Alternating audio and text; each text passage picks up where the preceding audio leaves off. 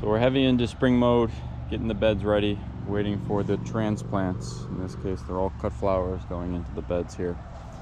So I've filtered what I have is the active compost to get the real compost, put it on top of the beds.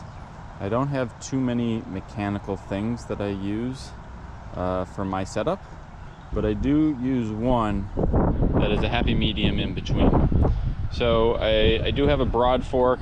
I've done broad fork previous years. This dirt doesn't really need to be broad forked. It tends to be a bit more loose. Broad forking is just really for the beginning beds to really break down deeper than what you can get out of a shovel or a tiller.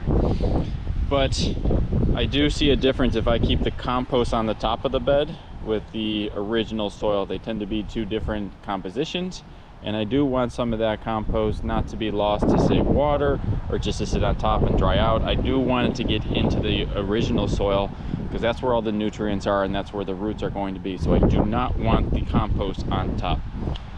So I do till, but I don't use the normal tiller. So I just use a regular old battery power tiller. I do have a back tine tiller. I have a gas powered tiller. I would say for the most part I do use this one, simply because it's convenient.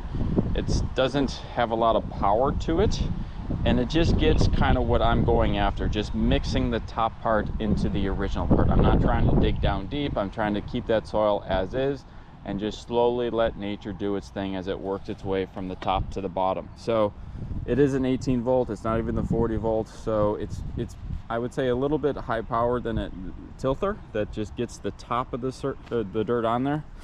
I don't have to worry about gas. I don't have to worry about any sort of maintenance. It just kind of mixes it. It just goes on top. We just go on top like that, and it just mixes. So it does till it, but it doesn't go deeper than that. Maybe a couple inches. It ultimately depends on how compact your soil is.